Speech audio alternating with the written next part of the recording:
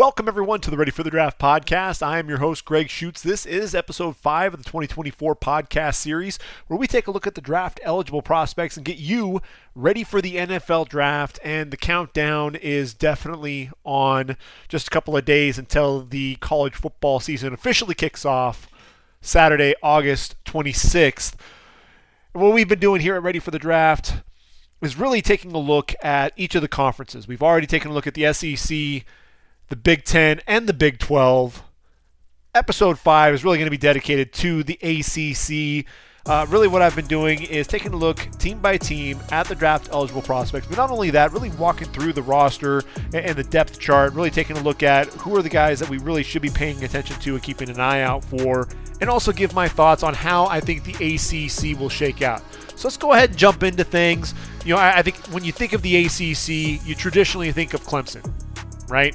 And I look at it this year, I think the team at the top really is going to be Florida State. I think Mike Norvell, what he has going there, he's got a veteran quarterback, he's got a solid ground game, a lot of weapons on offense, and then defensively, he's brought in quite a few guys through the transfer portal.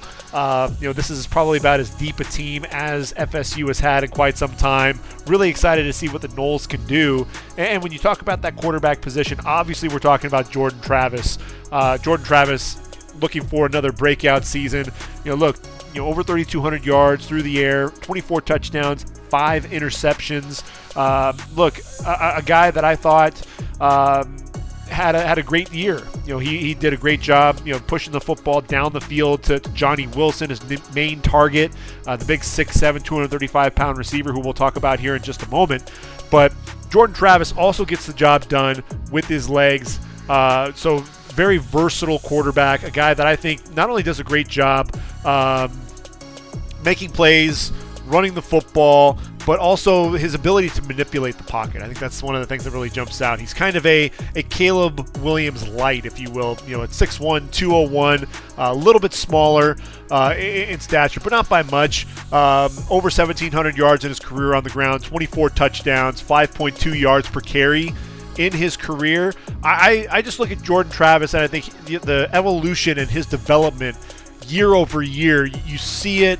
He started out at Florida State after transferring from Louisville, and a couple of years, under 60% completion percentage, and each year that has just gotten better and better. 62.9 in 2021, up to 64% in 2022, makes a huge leap in terms of the passing yards, and this is a guy that I think is really developing and coming into his own as a passer. It reminds me a lot of what I saw with Dak Prescott. Dak Prescott at Mississippi State was a guy that frankly was a good athlete who just happened to be playing quarterback, and he really turned himself into a quarterback who happened to be a great athlete. You saw him making the right reads, understanding, surveying the field, going through his progressions, being able to manipulate the pocket. We are seeing that out of Jordan Travis, and he's one of those guys that I think is going to be a sleeper at that quarterback position. I think he's a guy that could definitely move his way into the top 5. There are a lot of people that don't think he necessarily has the arm strength, that there are too many mistakes that are made, leaves a little bit too much on the field. I think Jordan Travis is a guy that is really going to surprise a lot of people, and if he has a big year, then I think Florida State, we're talking about them in the college football playoff. Now, the running game, Trey Benson is going to be the guy. And Trey Benson, over 900 yards, just under 1,000, at 990 to be exact. 9 touchdowns, 6.4 yards per carry, the transfer from Oregon.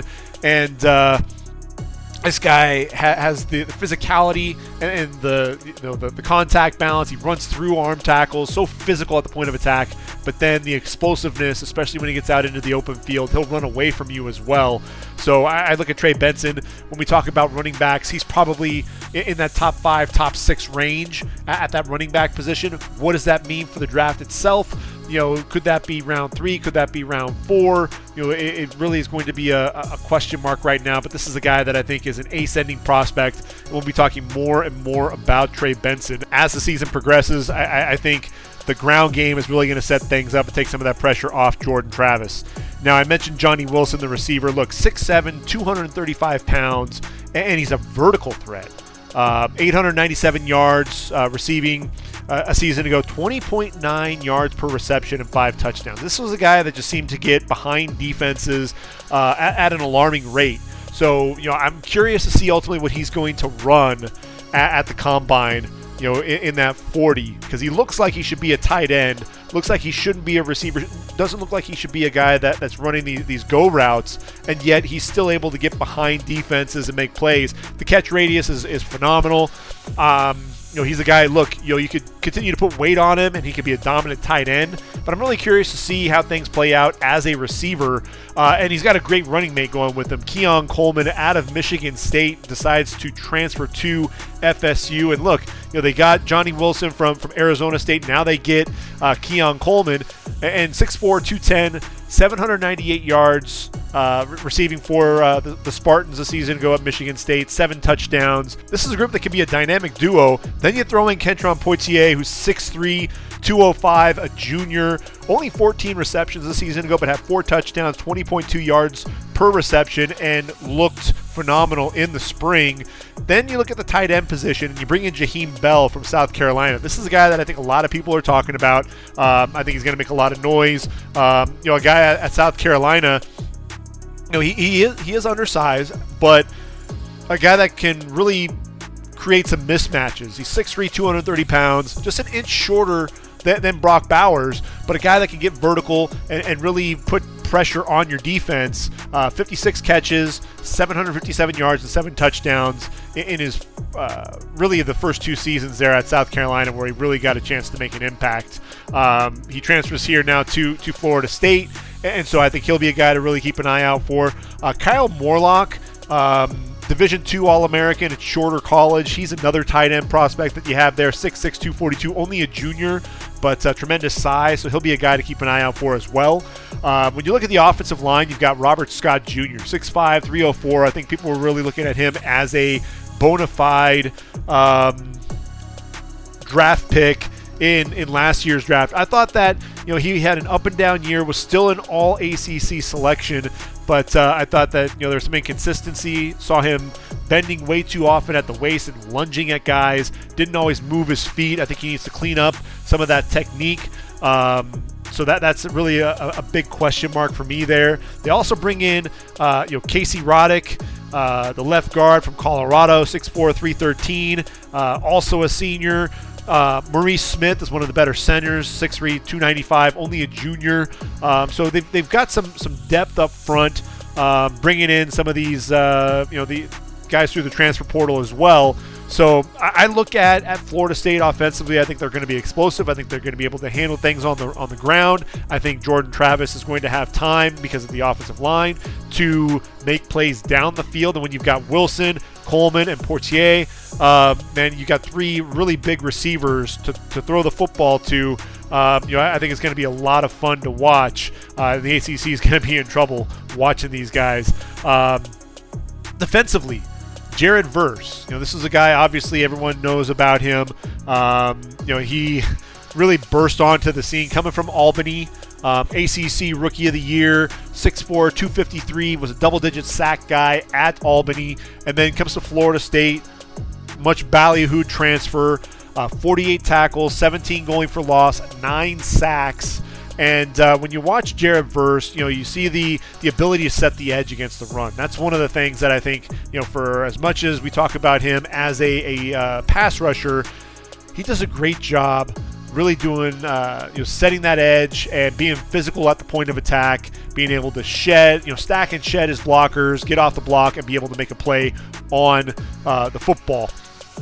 But, in addition to those sacks, this is a guy also had 22 hurries. He's a guy that's going to look to win early and often. 22.2 win percentage, according to Pro Football Focus. So, to me, he was a guy that could have been a first-round pick in last year's draft. I think if he has another big year, double-digit sacks, we're talking about him in the top 10. I think that's really kind of a foregone conclusion at this point. Then, Fabian Lovett, they're at that defensive tackle position, is an intriguing guy. He's 6'4", 328. I think he's a guy that definitely has a draftable grade. I've got him somewhere in the mid day 3 at this point, mid to late day 3. Transferred in from Mississippi State. And look, 10.5 tackles for loss, 5 sacks in his career, a guy that can anchor at the point of attack. And I think he's going to be absorbing a lot of those blockers to allow a guy like Braden Fiske to really put some pressure on the quarterback. Now, Braden Fiske is a different kind of dude. He comes in from the MAC at Western Michigan. And what he did there was really wreak some havoc on the interior. 6'3", 300, 12 tackles for loss, 6 sacks this past season, 13.5 in his career. Also had 59 tackles, so extremely active at that defensive tackle position. I think Braden Fiske, you pair him up with Fabian Lovett and Jared Verse, and you've really got some exciting things up front for them. They also have Patrick Payton, the sophomore, 6'5", 243. I think he has a chance to have really a breakout year. Veteran linebackers, Kalen DeLoach is kind of an undersized guy, 6'1", 211. He almost looks more like a safety out there, but definitely has a ton of range. He's going to look to play sideline to sideline. 65 tackles a season ago. Then you have Tatum Bethune, 6'1", 230, 84 tackles. Led the team in terms of the guys returning, was second on the team overall in tackles a season ago. I think you have that veteran group. They're not flashy. They're not going to wow you. They're not going to be the huge physical guys that you think of, Florida State linebackers. But I think both of these guys are going to be every down backers there for FSU. I mentioned Braden Fiske, but then they also have Darrell Jackson from Miami. They have Gilbert Edmond from South Carolina. So you've got some edge rushers that are really going to be able to tee off. And when you've got a guy like Fabian Lovett in there, that's going to allow those linebackers to make some plays as well. In the secondary, Akeem Dent, Renardo Green, a couple of veteran safeties. I think they both have a chance to be drafted. I think Akeem Dent is a guy that is just going to continue to grow with this defense, and I'm really looking forward to seeing what he can do. Greedy Vance Jr., only a junior, but the nickel, 5'11", 174 pounds. He led the team in interceptions with 3, but the guy that I'm really most interested in is Fentrell Cypress, 6 foot, 182 pounds, transfers in from Virginia, and I think really the big thing that I'm excited to see with Fentrell Cypress is the ball skills, and he's a guy that can be a lockdown corner. That's something that we saw time and time again. A guy that didn't give up very many yards. You didn't see him committing penalties. You didn't see him giving up touchdowns. Really a lockdown guy. 14 pass breakups a season ago. Only the 1 interception as a true freshman for the Wahoos. But, a guy that he's going to come in there at Florida State. They need to have a lockdown corner, and I definitely see that Fentrell Cypress can be that guy. Renardo Green, is the corner opposite him. But really the guy that we're all going to be talking about is Cypress, I believe. Shaheem Brown, the free safety at 6'2", 217, is the guy that I think is a versatile safety playing there next to Akeem Dent. So, when I look at this team, I think if there is a weakness, it may be at linebacker, only because, they're not flashy. They get the job done. But, the front 4 should be dominant. I think the secondary is a veteran group. And, they bring in a lot of guys through the transfer portal. Mike Norvell, this could be really the team that kind of catapults him and catapults this team to the next level, and finally supplant Clemson at the top. I think Dabo Swinney has held that program at the top for quite a while, and I think this may be the time that we see a new ACC champ crowned. But Clemson, let's not get it twisted. Clemson's still going to be a very, very good team, and they're going to be tough to knock off at the top. When you look at them, obviously you've got Cade Klubnik. It's going to be his team. A guy that needs to continue to develop.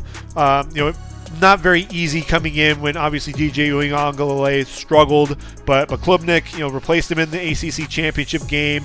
Led a win over North Carolina, did struggle in the Orange Bowl. So the question is really going to be, what type of quarterback are you getting there with Klubnik? I think, like I said, the year under his belt is going to help. But the guy that is special on this offense is Will Shipley. 5'11", 205. The junior, this is a guy who I think has a little bit of everything. He really the weird thing is Clemson didn't get the ball to him enough a season ago. I wanted to see this guy get the ball 25, 30 times a game, whether it was catching the football out of the backfield, running the ball between the tackles, or getting him out on the outside. I think he's got the shiftiness and elusiveness in the open field to make you miss. I think he's got the home run speed for you. He's got a little bit of power, but I love the contact balance. He doesn't go down on first contact. Over 1,100 yards a season ago and 15 touchdowns. Also has 54 receptions in his career, including 38 a season ago. Will Shipley, to me, is a top 3 or 4 running back in this year's draft class. I just want to see him showcase a little bit more. Garrett Riley coming in now. I think that's really going to make things interesting. I think Garrett Riley arriving on scene is really going to help Will Shipley and kind of elevate his status at that running back position.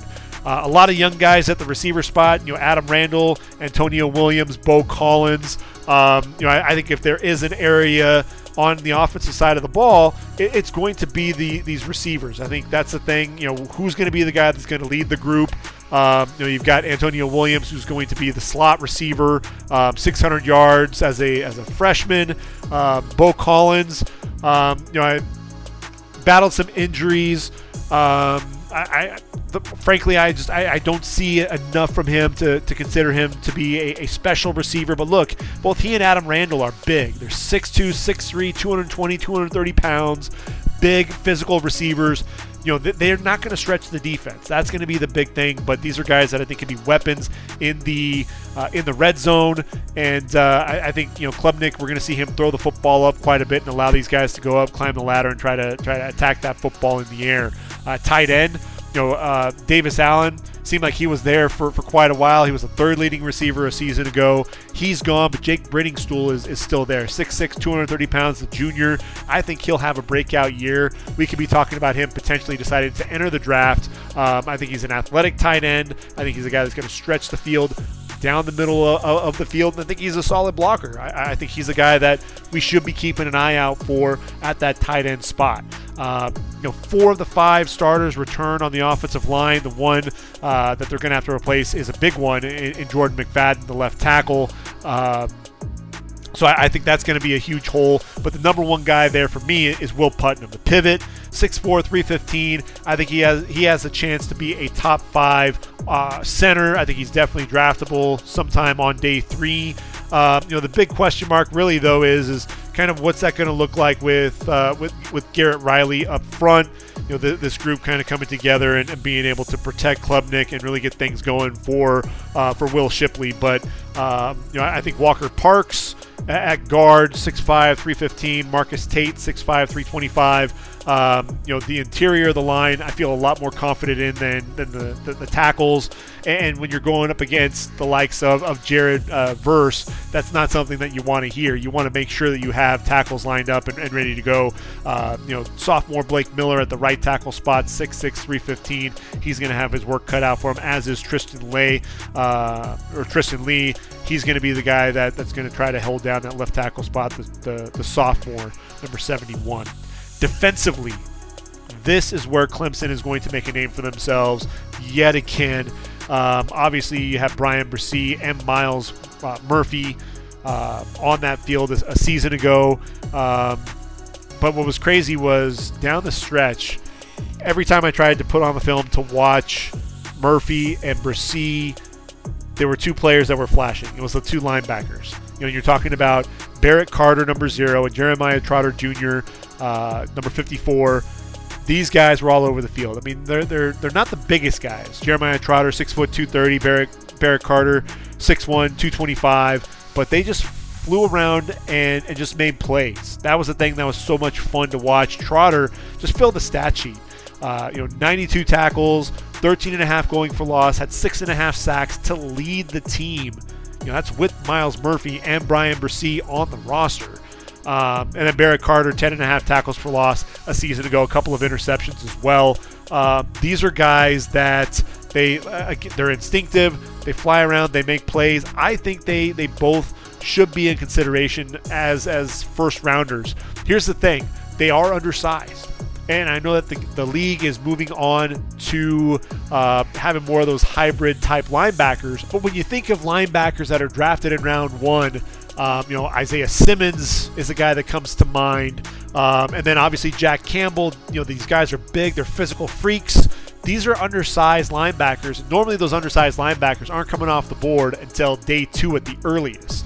So these are two guys that are going to have to separate themselves and really force NFL teams to not only take notice, but say, I've got to have these guys as playmakers in round number 1.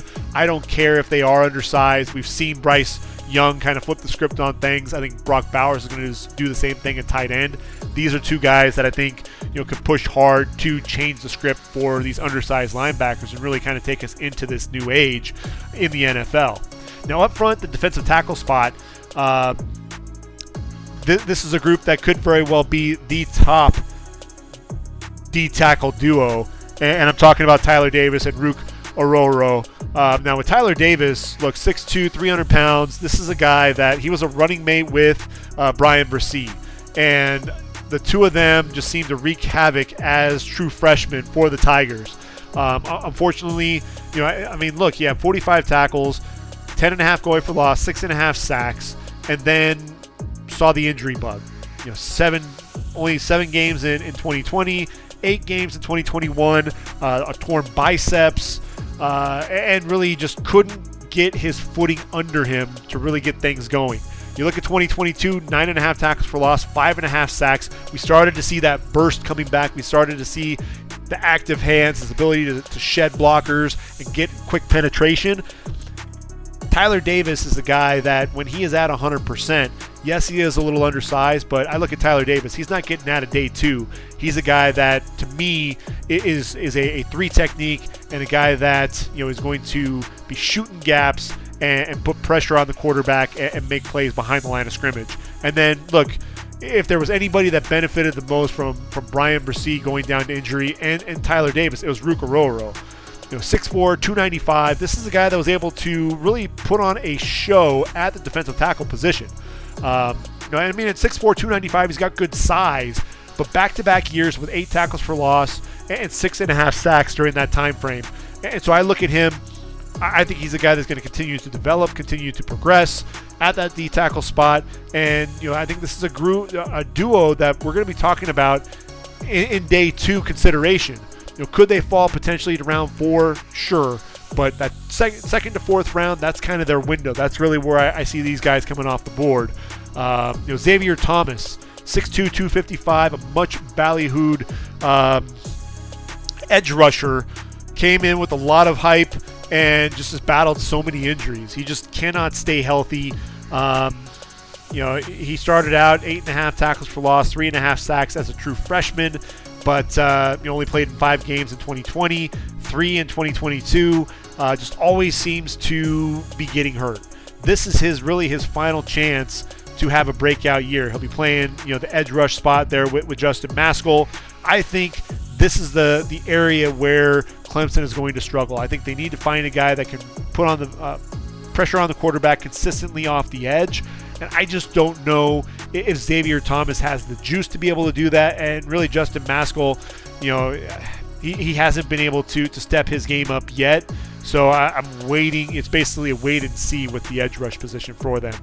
When you look at the secondary, obviously the guy that you're going to be talking about first and foremost is going to be Andrew Mukuba, 6 foot, 185 pound, strong safety. This is a guy, again, he's going to be physical at the point of attack, coming downhill, a guy that has really good range over the top. But, I think his game, he's going to want to come up and hit you. He's going to want to hurt you. And, 54 tackles a season ago. He has 10 pass breakups in his career. He's a guy that has a chance to be a top 5 safety when it's all said and done when we're talking about this draft class. Nate Wiggins is probably your top corner right now. I think he's kind of emerging as the guy. 6'2", 185 pounds, only a junior. But, I think Wiggins needs some additional seasoning, but had the 1 pick, returned 98 yards for a touchdown, 13 pass breakups. I think he's the guy that everyone's going to be talking about. Opposite him will be Sheridan Jones, 6 foot, 185 pounds, a guy that I think they've been waiting for him to step up and make plays. I think he's been way too inconsistent. I think Jalen Phillips, the free safety, is a guy that could find himself in that draft conversation as a day 3 prospect, a guy that, look, in his first full season as a starter, 74 tackles, a guy that, showed that he can come downhill. Just want to see more from him. Can he play over the top? Does he have enough range to make plays? I think they're just, the consistency wasn't there. So that's something that I'm really waiting to see there with Jalen Phillips. But I think he's a guy that can sneak his way there into that day 3 conversation.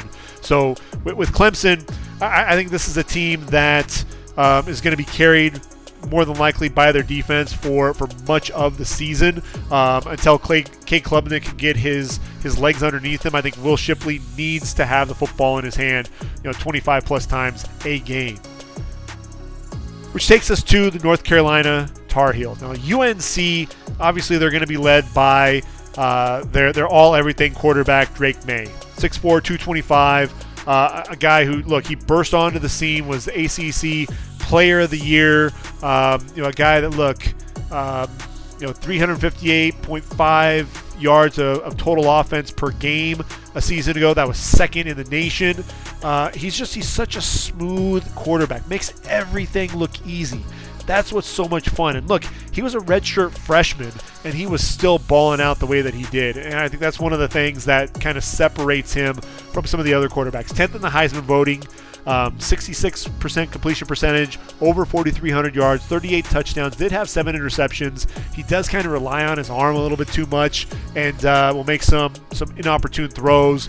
Needs to cut down on those mistakes. But look, he's also very athletic, 698 yards on the ground, 7 touchdowns. But, he'll make those difficult throws look easy. You think of a Josh Allen or a Justin Herbert, the ability to roll out and make throws on the run, the ability to, as he's going down, kind of toss the ball up and deliver a strike to his receivers, whether it's in the red zone or down the field. To me, I look at Drake Maye. He's either QB1A or QB1B. There's not too much of a separation between him and Caleb Williams.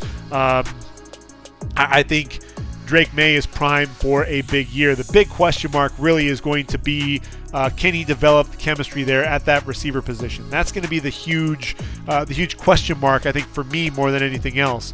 When you look at the group, Joshua Downs is not there. That's going to be a huge, that's a huge hole in that receiving core. And when you think about it, not only is he gone, but Antoine Green is also gone. So your leading receiver coming back is actually Bryson Nesbitt. 35 catches, 507 yards, and 4 touchdowns. Nesbitt is a 6'5", 235-pound junior tight end. I think he's a guy that can have a big year, a guy that could be a weapon in the red zone. He'll be sharing some time with Kamari Morales. I think he's the better blocker of the two, but I think Bryson Nesbitt has a chance to really have a breakout year and be that weapon for Drake Maye down the football field, really being able to stretch defenses a little bit. So that's really one of the guys that I'm really looking forward to. I know that the NCAA ruled against Devontae Walker, the 6'2", 195-pounder. He was going to be a go-to receiver for Drake Maye in the passing game. Came over from Kent State. That's really going to be a big question mark. What's going to happen there? Is there any way that they can get him on the field? I don't think that's going to happen, but we'll have to kind of see how that plays out. They do have Nate McCollum coming in from Georgia Tech, 5'11", 180 pounds, a guy that had 60 catches for 655 yards, 3 touchdowns a season ago with the Ramblin' Wreck, and I think he's a guy that is going to be relied upon in that receiving core. They've got J.J. Jones, Kobe Pacer. That's going to be the big question mark. Can he develop the chemistry with this group? We saw Josh Allen, for example, struggle when he lost his top running back, Brian Hill, and his tight end, Jacob Hollister, and his wide receiver, Taylor Gentry, all to the NFL. And then he had to build chemistry with those receivers coming in. It took took its toll a little bit. I think we also saw the same thing with Sam Howell there at UNC. Had phenomenal years there with Daz Newsome and De'Ami Brown, and then the two of them left, and he struggled to build some of that chemistry with his receiving core. I think that's going to be the big question mark there with Drake Maye. If he can really put on a show with a new cast of receivers, I think that's going to bode well for his draft stock for sure.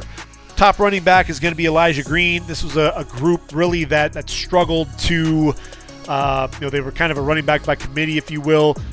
Drake Maye was actually the leading rusher for UNC. With Green, 6'2", 205, he's a junior. He's going to get the first crack at being the bell cow.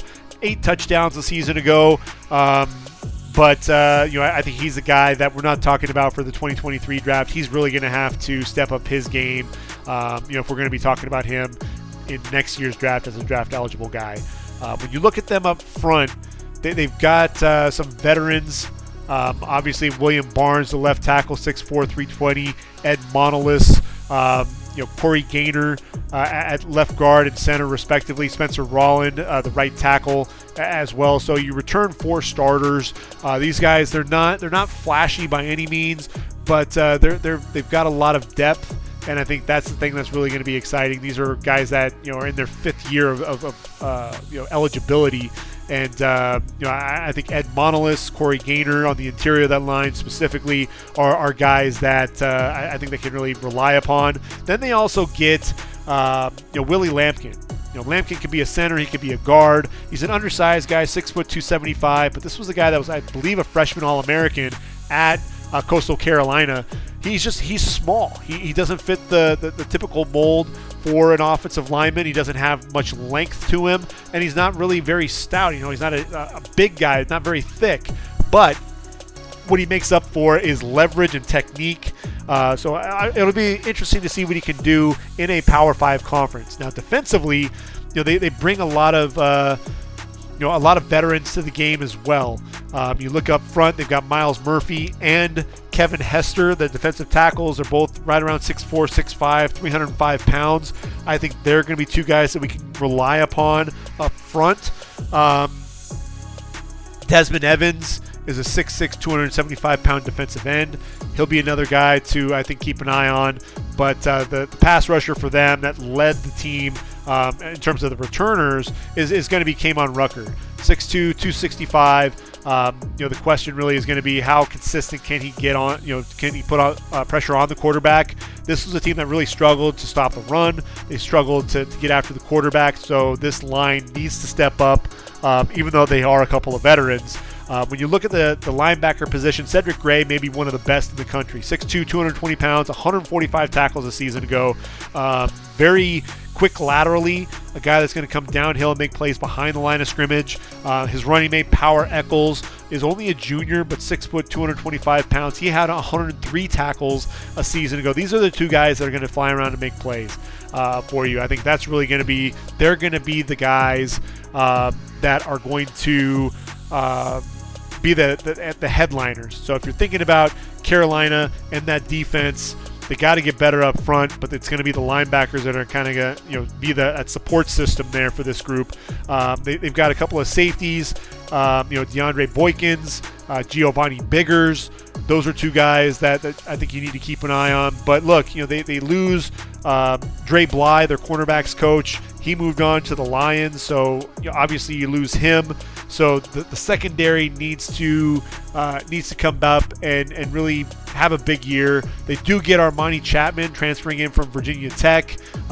Elijah Huzzy, another corner. He comes in from ETSU. I think those are two guys that we are expecting to start at the beginning of the season. When you look at Armani Chapman and what he meant to Va Tech in their secondary, 5'11", 205, 20 pass breakups in his career. This is a guy that I think really needs to step up and kind of be that leader of the secondary, because look, I think Carolina, they've got a couple of studs at the linebacker spot, but a lot of unknowns in the secondary and a lot of unknowns really up front. Can that group improve upon a poor season a season ago? Gene Chizik, I think he's got his work cut out for him. Carolina, though, they're always going to be in games because you've got Drake Maye there at quarterback. Speaking of quarterbacks, I think a quarterback that's going to be flying under the radar because he's at Duke, but a guy that I think, is he on Daniel Jones's level? Maybe not, but he's a guy that's pretty darn good, and that's Riley Leonard. I think he's going to have Duke in that talks, possibly as a top 25 school. 6'4", 209, one of the top quarterbacks in the ACC. 20 passing touchdowns, over 2,900 yards through the air. Also led the team with 699 yards on the ground. Only intercepted 6 times. So when you think about that, this is a guy that can take care of the football. He's pretty athletic.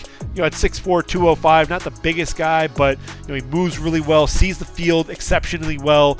Excellent arm throwing down the field. Pinpoint accuracy, can fit the ball into a tight window.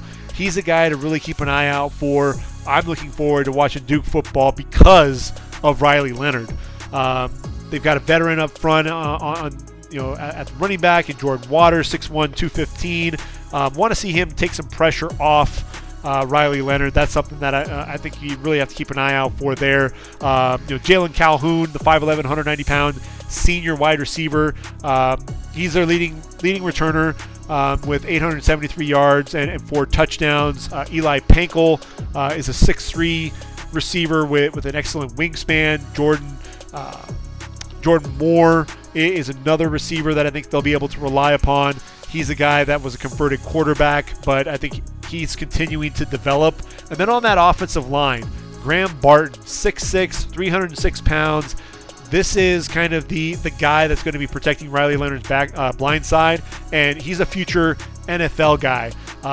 Could he play inside at guard? It's possible, but when I look at him, I think he and Kingsley Suamataia there at BYU, they're going to be competing to be that number 4 tackle off the board after Olu Fashanu, Joe Alt, and J.C. Latham. Defensively, R.J. Oben, at 6'5", 255, he's a guy that I think they're going to rely upon to put some pressure off the quarterback coming off the edge. I think he can disrupt the line of scrimmage a little bit there. But Dwayne Carter is my guy there at D-tackle. 6'3", 303. Always seems to be making plays around the line of scrimmage. He has some pass rush ability as well. 11 tackles for loss, 5.5 sacks a season ago.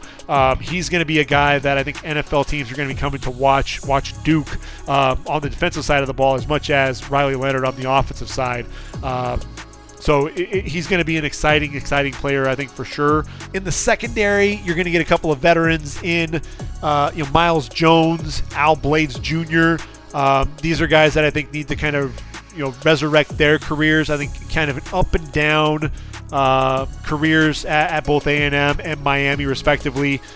Jones, though, look, they bring experience to the position. I think Miles Jones, his career started there at A&M, really just kind of taking people by storm. And look, at 6'4", he's got a lot of length. But the last 2 seasons there, only played in 1 game apiece in 2021 and 2022. The big question mark is can Jones stay on the field? When he does, look, 29 pass breakups in his career. The medicals, that's going to be the big question mark for him more than anything else. And then with Al Blades Jr., 6'1", 188 pounds, a guy, 14 pass breakups in his career, but battled some injuries, to his game as well. Just 2 games in 2021, season-ending injury, comes back in 2022, and really loses that starting job, and so that's why he's now in Durham, North Carolina. But that secondary, that really is the boost that they needed. So if you've got Carter, you've got Oben up front, these guys on the back end, that really makes Duke rather formidable on the defensive side. I think if there's going to be a weakness, it's really going to be at that linebacker spot. Dorian Mausi, 6'2", 223 pounds. He's going to be the guy that's going to kind of hold the middle of that defense.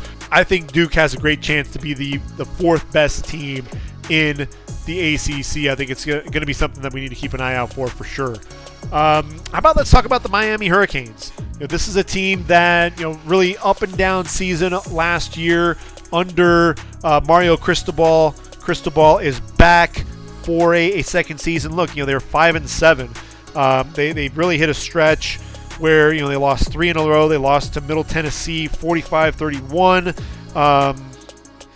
It's a team that needs to really kind of find an identity. I think Tyler Van Dyke, the quarterback, really struggled a season ago. 10 touchdowns, 5 interceptions, but a big part of last season was his health. Needing to stay healthy this year, that's going to be something that I think you really have to keep an eye out for. When you think about it, ACC Rookie of the Year in 2021, 2,900 yards through the air and 26 touchdowns. He was a guy that we were talking about potentially entering the draft as a potential prospect as a redshirt sophomore if he had another big year. Then obviously he hits the skids. He's still only a junior, 6'4", 224. He's going to be the guy that I think they're really going to be relying upon. The running game is led by Henry Parrish, the junior, 5'10", 190 pounds. He's back for another year, 616 yards on the ground. Don't really see him entering the draft, but a guy that you can really build upon in that running game for the next couple of years. They get Frank Ladson Jr. coming in from Clemson at that receiver spot. They're really young. I think Xavier Restrepo is probably the guy that I'm most excited to watch play. I think he's the guy that can really stretch the defense a little bit. Tight end, you've got Elijah Arroyo, only a sophomore, but he'll be a guy that I think will be a weapon there for Tyler Van Dyke. Same with Cam McCormick.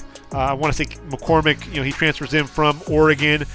He's reunited with Mario Cristobal, 6'5", 260, really good size, decent blocker, but a guy that I think can really hold his own as a pass catcher as well. Zion Nelson up front, the left tackle. I swear, I feel like this guy's been on the team for forever. Consistency is the biggest thing. Obviously, he's coming off of a season-ending injury, and he's back for another year. When healthy, he's one of the best tackles in all of college football. The question is can he stay healthy, and can he play consistent football? I think the athleticism is absolutely there. He's going to get the first crack there at left tackle. You've got Jalen Rivers, the freshman, 6'5", 325. There's Francis Mauigoa at right tackle, 6'6", 315. So with Zion, he's got to make sure that he holds off these guys up front. Alabama transfer Javion Cohen's a guy that we're going to be talking about probably in that 4th round range, 6'4", 305, only a junior. He may decide to enter the draft. Matt Lee, one of the more efficient centers when he was at UCF. He transfers in, 6'4", 295. I think he's probably the 3rd or 4th best center in all of college football. 3-year starter there for the Golden Knights. Welcome addition there at the pivot. So they've got some definite talent. There's going to be some young guys up front. But when you're learning from Mario Cristobal, this is a group that can learn very quickly that they can hold their own there up front. I think when you also look at this group, Leonard Taylor is a guy that I think has a chance to be a top 5 defensive tackle in this draft class. A guy that knows how to put pressure on the quarterback, as well as hold the point of attack. 10.5 tackles for loss, 3 sacks, also an interception this past season. He's the guy that I think is primed for a big year. Akeem Mesidor. This is a guy that I think is kind of underrated, flying under the radar a little bit. 6'2", 272, kind of a tweener. What position is he going to play? He'll probably end up playing a 43 defensive end. Started his career at West Virginia, 9.5 sacks there, 14.5 tackles for loss.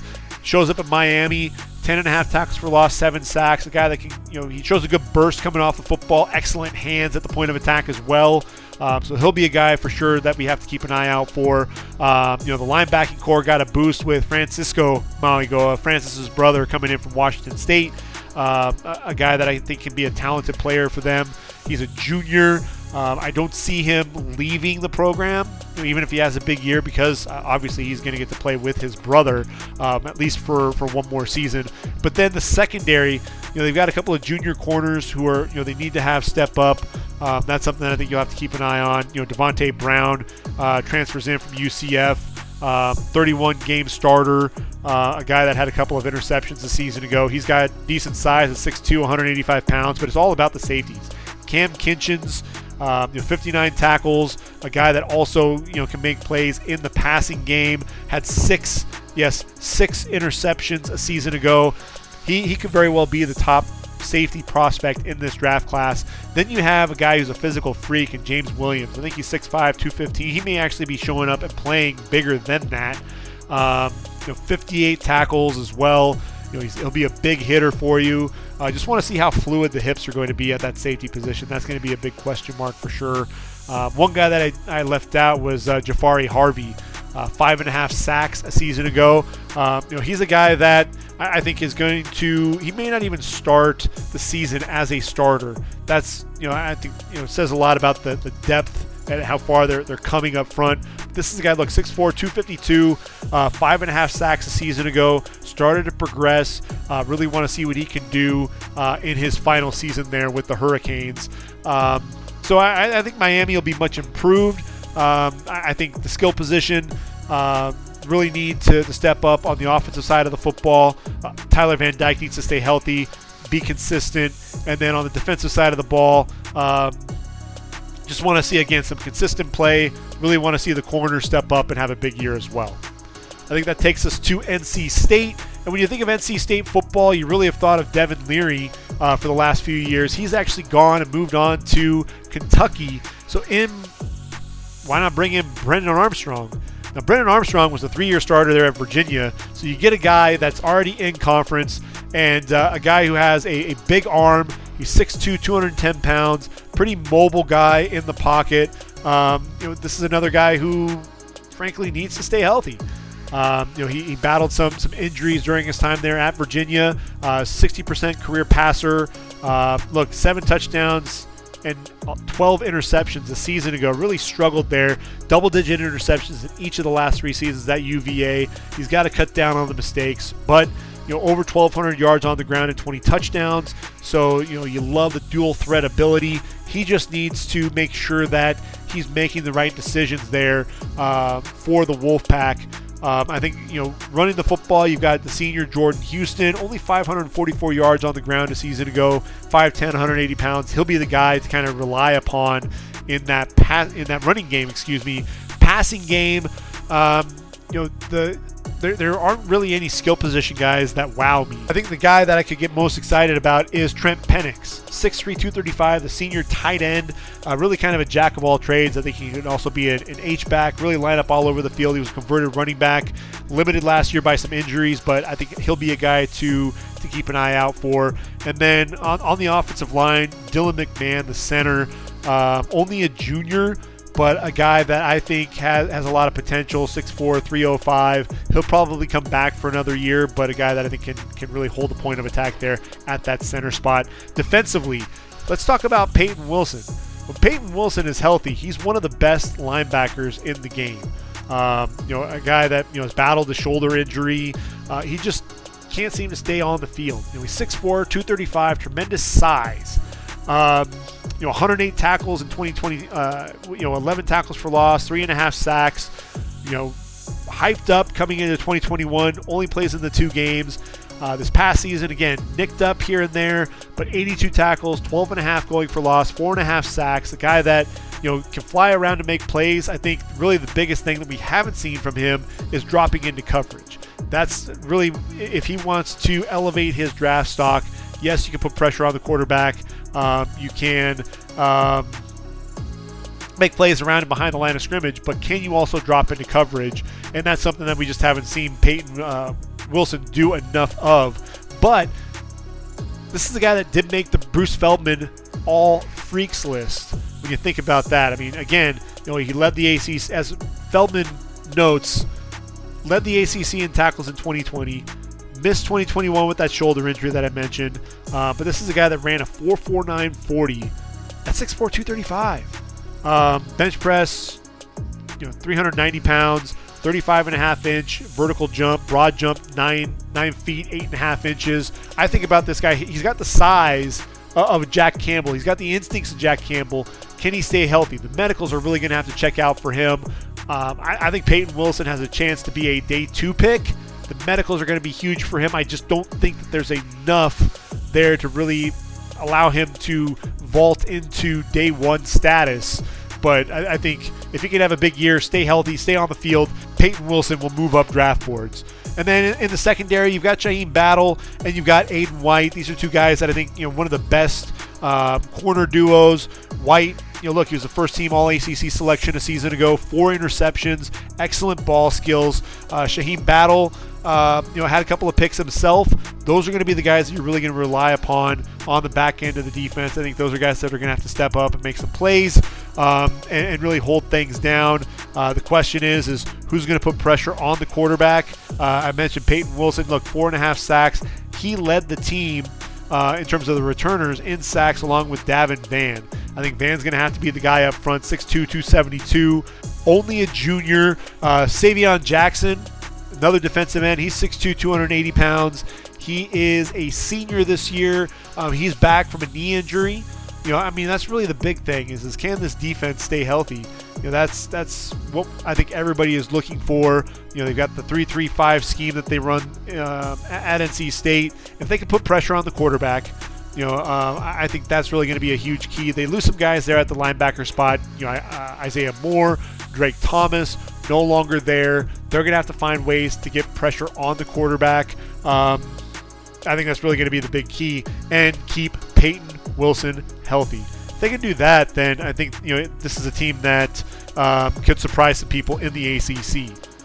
Which takes us to Louisville, and with Louisville, Jeff Brom, first year there as the head coach. Obviously, this is a guy that was a passer extraordinaire for the Cardinals. Did some good things there at Purdue. Bringing his quarterback with him, Jack Plummer, 6'5", 215 pounds. Interesting journey. Actually played 4 years at Purdue. Transferred to Cal last year. Over 3,000 yards through the air, 21 touchdowns, 9 interceptions. He's going to be back with Jeff Brom, so it'll be interesting to see where his development takes him. Junior Jawar Jordan's going to be the running back. 815 yards on the ground. A guy that has some explosiveness, can take it deep, if you will. Look, the receiving core, it's a very young group. Amari Huggins-Bruce is the only receiver with more than 7 receptions. So, that's a little scary to think of. Georgia State transfer Jamari Thrash is going to have to have a big year. He's only a junior as well. So again, young at the skill position. I think offensive line, they're going to struggle to open up holes for the running back. They're going to struggle, I think, in the passing attack as well.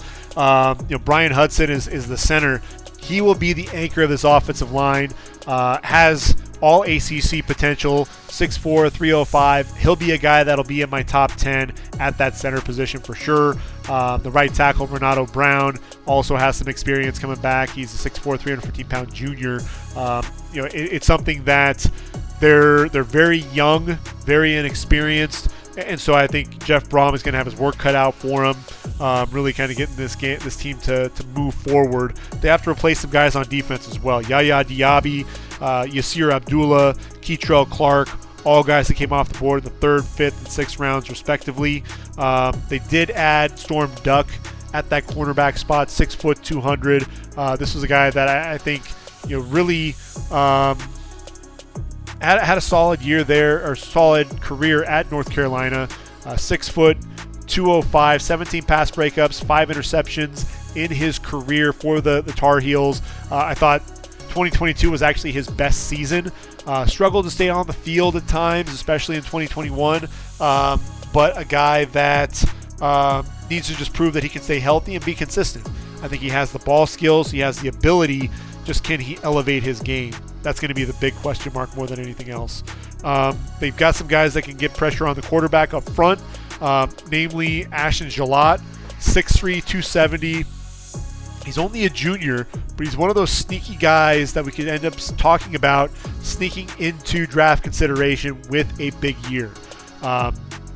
8 tackles for loss, 7 sacks a season ago. I think he has double-digit sack potential, and if he does that, there's a good chance that we could see him decide to enter the draft. One more guy to make mention of, and that's Jarvis Brownlee, another guy that's returning from a season ago. Junior corner, 6 foot, 190 pounds, a guy that had 12 pass breakups and was 3rd on the team in tackles. He's going to be, he and Storm Duck really going to provide some veteran leadership on this defense along with Jalot. A couple of junior safeties on the back end. Desmond Tell, the nose tackle, undersized, but a guy that can make some plays for them. Look, they've got to replace a lot of guys on defense, and they're young on offense. I don't know what to expect here. I think Jeff Brom's really going to have his work cut out for him with this group. Needs to have some of the transfers step up and play big for them if they want to make any noise there in the ACC. Which takes us to Wake Forest. And I'll tell you what, the Demon Deacons, obviously, when you lose Sam Hartman, your quarterback, that definitely hurts. So, Mitch Griffiths is going to be the guy that's stepping in, the sophomore. He played when Sam Hartman was out. 3 touchdown passes against VMI, 288 yards. They won 44-10 in that game. He's a guy that he's going to have to step up and have a big year. It's going to be tough to fill the void left by Sam Hartman, so that's going to be something that I think all eyes are going to be on him for sure to see what he can do. Can he keep Wake Forest in that second tier of teams there in the ACC? 8-5 a season ago. They were only 3-5 in ACC play though, so that's something that I think Dave Clawson wants to definitely improve upon. On the ground, you're going to have Justice Ellison, the running back. He's back, 707 yards on the ground, 6 touchdowns, 5'10", 204. Provides some physicality to that running game. Passing attack, I think Jamal Banks is a big receiver. He's 6'4", 208. Only a junior though. But I think he's a guy that they're going to be relying on a lot more than I think we would have expected early on. Obviously, with A.T. Perry gone, he's going to be the guy that could be that vertical threat. 15.6 yards per reception in his career. The reason why they're going to be counting on him and leaning on him a little bit more is because Donovan Green out 4 to 5 months with a knee injury. Donovan Green was another guy that I was going to be keeping an eye on. Could he have a big year? Could he potentially enter the draft as well? And the reason why they're going to be leaning on Jamal Banks is Donovan Green out 4 to 5 months with a knee injury. That essentially kind of limits that season, and I think Donovan Green, any chance of him potentially entering this year's draft kind of goes by the wayside. Up front, offensive line, Michael Juergens. This is a veteran center, 6'4", 295, top 10 center in my opinion. He's a guy that's going to push for draft position there on day 3. I think he's a guy that could potentially see himself get drafted. Defensively, this is a team that gave up points, 30 or more. Looks like 7 times. 36 to Liberty, 51 to Clemson, 48 to Louisville, 30 to NC State, North Carolina 36, Syracuse 35, Duke 34. So this is a team that really struggled to stop anybody. And there's some holes to fill up front and really across that entire front 7. You look at Chase Jones, the 6'1", 231-pound linebacker. He's the guy that I think is going to be relied upon as kind of one of the leaders of the team. And then in the secondary, I look at Shaylin Garnes, the safety, 5'11", 200 pounds, senior. He's the guy that I think they're going to rely upon there on the back end. Malik Mustafa is another guy, 5'10", 205. But I think the guy with the best ball skills of the group is going to be Kalen Carson. He's 6 foot, 195 pounds. He's a guy that I really enjoyed watching a season ago. I thought, you saw some fluid movement out of him. 18 pass breakups in his career. Keep an eye out for him. This is a guy, look, he also is another guy that struggled to stay on the field, played in just 9 games in 2021, just 8 in 2022, but when healthy, he's one of the better corners in this league. The big question mark, though, is can he continue to not only stay healthy and stay on the field, but can he continue to progress as a lockdown corner? He's a guy, I don't think he's going to enter the draft this year because of the injuries, but he's a guy that I think, if he can stay healthy, prove that, hey, you know what, all the injuries I put behind me, then he's a guy that we could potentially be talking about in the 2025 draft. Feels kind of weird to say 2025 draft right now, but it's right on our doorstep. 2025. It's hard to believe. Pitt Panthers. This is a group that I think is intriguing. I'm really curious to see. They had Keaton Slovis kind of running the group, but what you look at is Phil Jurkovec is in now that Slovis has moved on. 6'5", 235 pounds. Jurkovec. look, 3 seasons there at Boston College, 2022. Look, he battled injuries. I thought that they did really a poor job protecting him, but he was at his best when Frank Cignetti Jr. was his offensive coordinator. Jurkovec, though, I think a lot of people really got excited for him coming into the 2021 season. Only played in 6 games. Really, that 2020 year was his best season. 61% completion percentage, 17 touchdowns, 5 interceptions. He looked like a guy that could be a bona fide stud and really move on to the league. But 6 games in 2021, 8 games in 2022, just really couldn't stay healthy and just didn't get a ton of protection up front. So I think Frank Cignetti Jr., that's going to be a good pairing for Phil Jurkovec for sure. He's got Bub Means, the receiver, coming back, 6'2", 215 pounds. He's going to be that focal point there in the passing game. But I think Kanata Mumfield, he's a 6'1", 180-pound junior. He'll be the other guy to watch out for. Mumfield was actually the leading returning receiver with 551 yards. Now that Jared Wayne is gone, you're really going to see both Means and Mumfield step things up. And then the tight end, Gavin Bartholomew. He's one of the better tight ends in the country.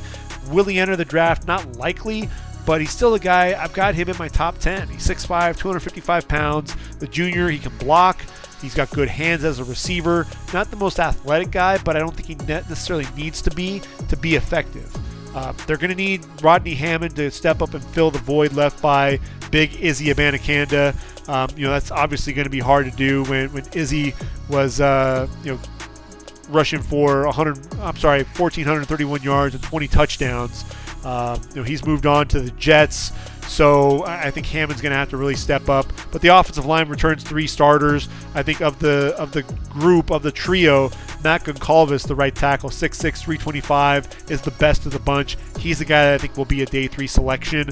On the defensive side of the football, I think you've got Bengali Kamara, 6'2", 225 pounds, 49 tackles, 3 tackles for loss a season ago. Shane Simon, the former Notre Dame transfer, 5.5 tackles a season ago. I think Kamara is the guy to really keep an eye out for. He's the guy that's going to be a big physical guy that wants to punch you in the mouth. MJ Devonshire was a playmaker there on the back end of the defense as well. 5'11", 190 pounds, 3 interceptions a season ago. He's a guy that I think is a lot of fun to watch as well. So there is some talent defensively up front. Dayon Hayes will be a guy that I think I'm waiting to see if he can step up his game and help put some pressure on the quarterback. I think that's something that you need to see. 6'3", 260, 9 sacks in his 3 seasons there. Really want to see if he can elevate his game and be a guy that can put some pressure on the quarterback. Obviously, when you lose a guy like Kalijah Cansey, you're going to struggle to really find your identity as a group up front. I think David Green's a guy that's going to try to fill some of that void. 6 foot, 290 pounds, 10.5 tackles for loss, 6.5 sacks in his career, including 3.5 a season ago. He's really going to be the guy that is going to kind of take that torch of that undersized defensive tackle and see if he can kind of channel his inner Aaron Donald, Jalen Twyman, and Kalijah Cansey and see if he can turn that into a big year. I think he's a guy that has some of that potential. I'll be looking forward to seeing what he can do there. I think the team is really going to be leaning on him for a big year. Takes us to Syracuse, the Orange. And, look, Garrett Schrader's back another year. You've got a veteran under center. Anytime that happens, you're putting yourself in a good position. 2,640 yards through the air, 17 touchdowns, 7 interceptions. Needs to cut down on the mistakes. He's very athletic as well. 453 yards on the ground, 9 touchdowns. But again, the mistakes, needs to cut down on that for sure. I look at it, the running game. You got to replace a guy like Sean Tucker. That's going to be a big question mark. You've got LaQuint Allen, New Mexico State's transfer, Jawan Price, who's now a junior. Those are going to be guys that you're going to need to have carry the football and put take some pressure off Garrett Schrader. Damian Alford is probably the best receiver of the group that's coming back. When you're just talking pure receivers, only a junior could decide to come back for another year. I really want to see if he can elevate his status at that receiver position. But look, the guy to really watch out for is going to be Oronde Gadsden II. Kind of a hybrid tight end wide receiver, a guy that's really going to play mostly, either on the slot or on the outside. He can be a dominant weapon. I'm going to be curious to see exactly where all he lines up, but he's 6'5", 216 pounds, only a junior, but excellent catch radius, a guy that's going to be a big play guy down the field, excellent body control, huge catch radius. He'll be a weapon in the red zone as well. Has some good speed, some surprising speed. He'll run away from you a little bit. He's going to create mismatches. He's way too big for corners and safeties, and he's much faster than a lot of the linebackers. So that's something that I'm really anxious to see what he can do there. Up front on the offensive line, I think there are some holes that they've got to fill there, be able to take care of Garrett Trader. So really, for me, with Dino Babers and this squad, Oronde Gadsden is going to be the top guy for me. I'm going to be tuning in to watch him play. I don't know that there's really much this year in terms of draft capital outside of Gadsden II on the offensive side. Now defensively, obviously defensively there are a lot of holes that they have to fill. Rocky Long is bringing his 3-3-5 defense with him. You lose Garrett Williams, the corner. You lose Michael Jones, the linebacker. Deuce Chestnut, the other corner. He's transferred to LSU. Jahad Carter transferred to Ohio State. So you've got those guys that you have to replace. I look at Caleb Okechukwu. He's the guy that you're going to have to rely upon to get pressure on the quarterback. 7 sacks a season ago. He's the guy that I think could find himself drafted on day 3. 6'4", 268 pounds. I think Marlo Wax is kind of the next in line in terms of Syracuse linebackers. 6'1", 239 pounds. This is a guy that had 91 tackles a season ago. I think he's got to definitely step up and fill the void left by Michael Jones. And Justin Barron is going to have to be the guy at that rover spot. He's 6'4", 220 pounds, only a junior. But, man, this group is just so depleted when you lose a lot of that talent. Justin Barron, I think, is really going to be relied upon to make some plays. I think you'll see him line up around the line of scrimmage a lot more.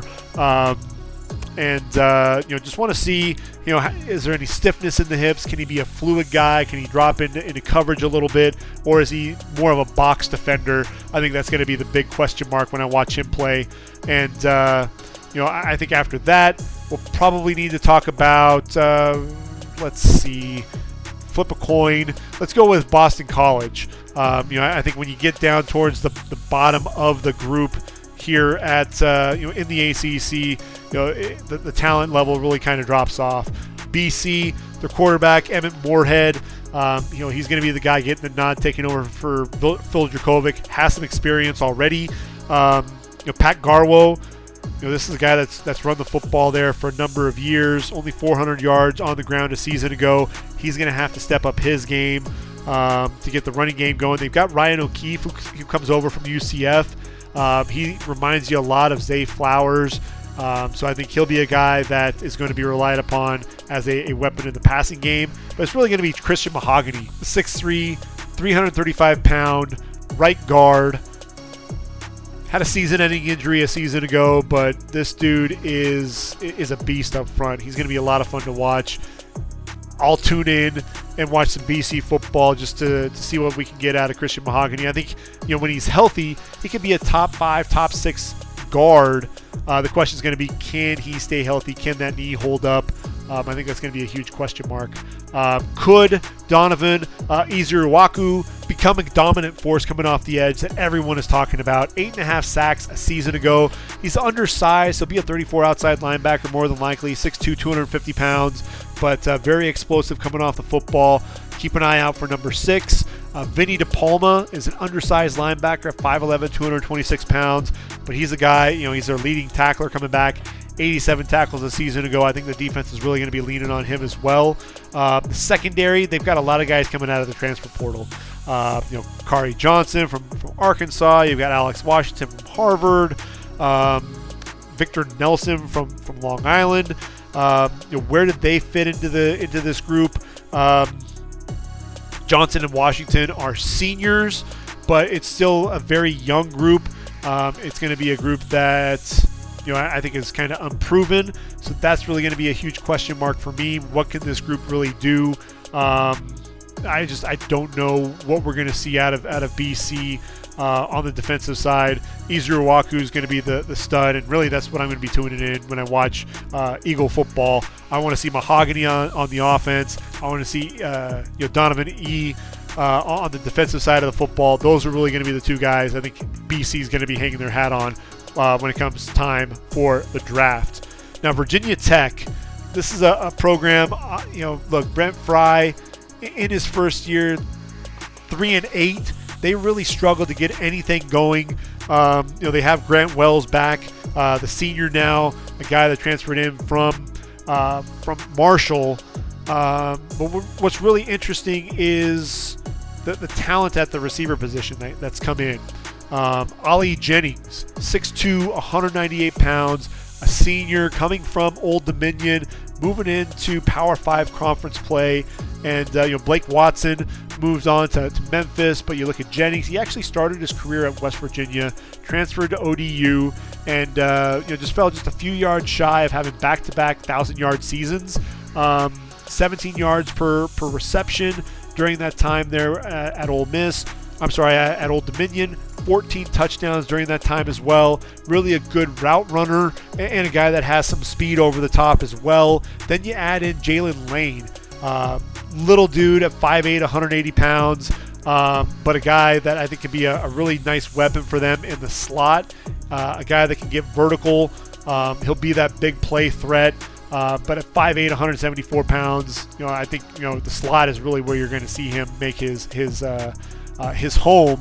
But he transfers in from Middle Tennessee, where last year 69 catches, 940 yards, and 5 touchdowns. They also bring in Daquan Fenton, another guy that's a transfer, 6'5", 270 pounds, and Felton is a guy that came in from Norfolk State. So the passing attack, the question is going to be, can Grant Wells be consistent?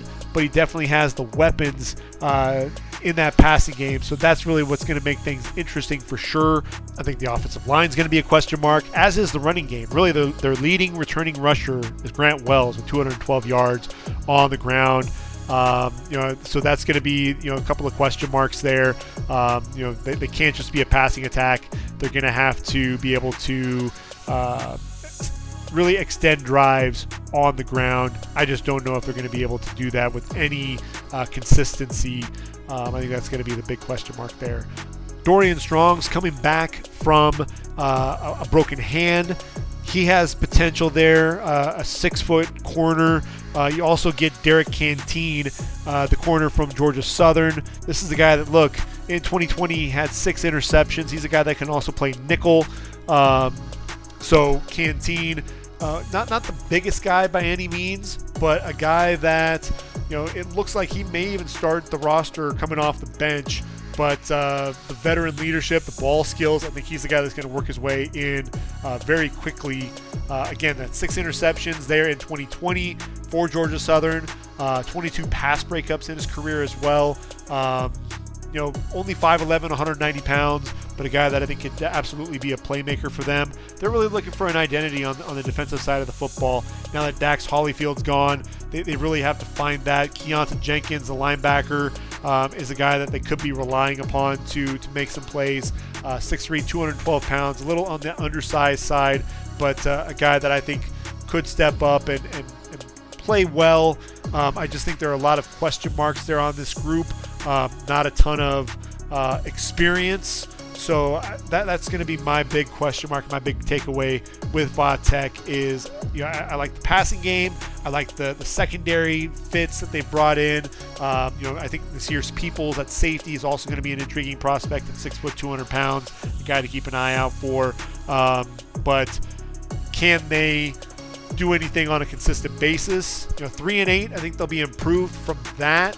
But I don't know if they'll be, winning more than 6 games in 2023. 2 teams left. One is Georgia Tech. Brent Key taking over for Jeff Collins. Ultimately ends up going 4-4 as the interim head coach. He ends up taking over the job full time.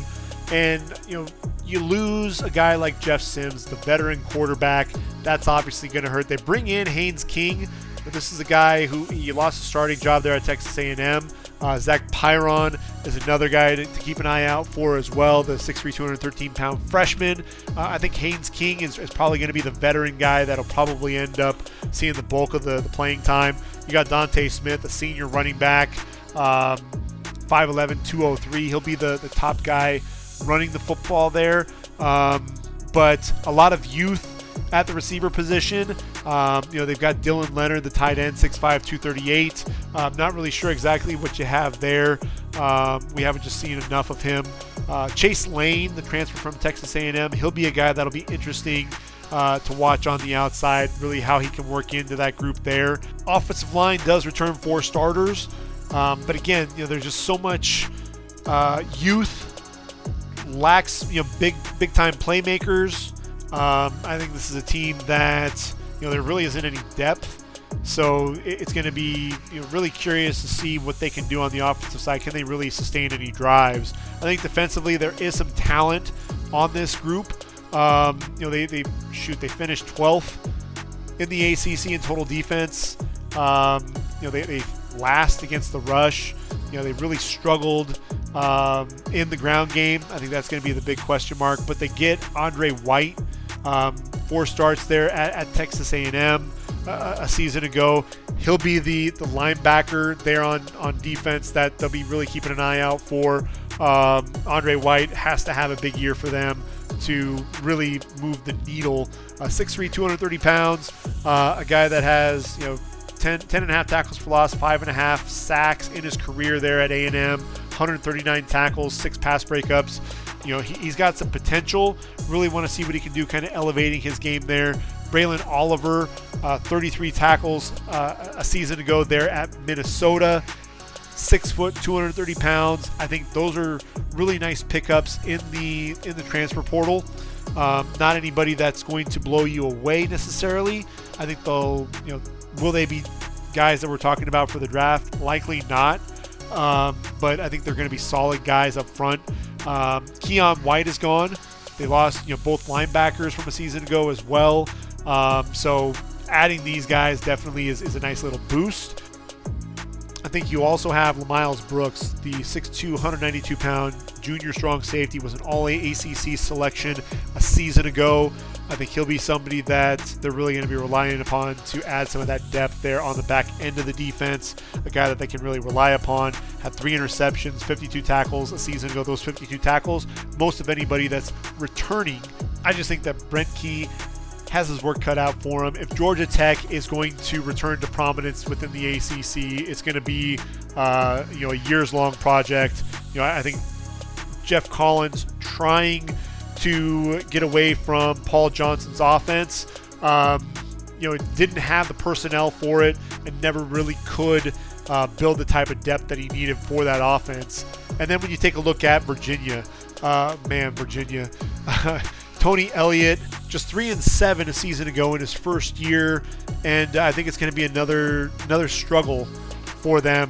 I think 3 wins is probably what the most you're going to see out of them. Tony Muskett, a transfer from Monmouth, is going to take over for Brennan Armstrong since he's gone. They also have Jay Woolfolk, kind of a dual threat quarterback.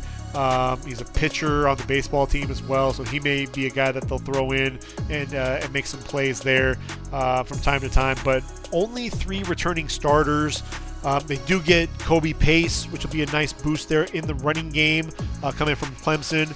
Northwestern transfer Malik Washington at the receiver spot. I think that's probably going to be the best receiver there on the outside. Then Grant Mish, their tight end. He's 6'5", 247, a senior. But, there's just so much youth and inexperience at the FBS level, especially at the quarterback spot. I just really am not sure what we're going to see there. Now, defensively, there are some guys on this group that I think John Rudzinski, the defensive coordinator, can get excited about. There are 8 starters from a season ago. I think one of the guys that I'm a big fan of is Chico Bennett, the edge rusher. 7 sacks a season ago, 6'4", 252 pounds. Now, he gets injured in practice, and it sounds like he may be back in time. He may miss a game or two. Ultimately, this is a team that faces off with Tennessee, then James Madison, Maryland, NC State. So, hopefully Chico can get healthy quick, because he's a guy that they need to have putting pressure on the quarterback. Opposite him is going to be Cam Butler, 6'3", 265, a veteran edge rusher presence. These are the guys that really need to get things going. They've got Aaron Faumui, Jameer Carter holding things down at defensive tackle. But when you lose guys like Nick Jackson to Iowa and Fentrell Cypress to Florida State, you're going to have to find replacements. And I look at the defensive side, I think there are too many question marks. I think Tony Elliott's going to be in for another long year. The question is going to be just how long will Virginia be willing to sit at the bottom of the ACC before they make a coaching change. Tony Elliott's going to have to start making some moves quick. I think the biggest thing that he'll need to do there in Charlottesville is look to try to bring in as many transfers in the transfer portal as possible. I think that's really going to be the key for him over the next couple of years. For 2023, I think Virginia is definitely in for a long year.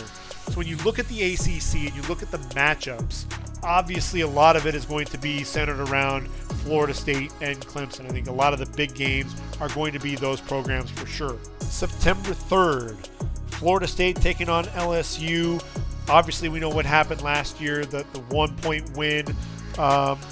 What's it going to look like this year? I think these teams are both much improved. It's going to be 2 top 10 opponents. Look for Florida State. I think they're going to be just too much for LSU.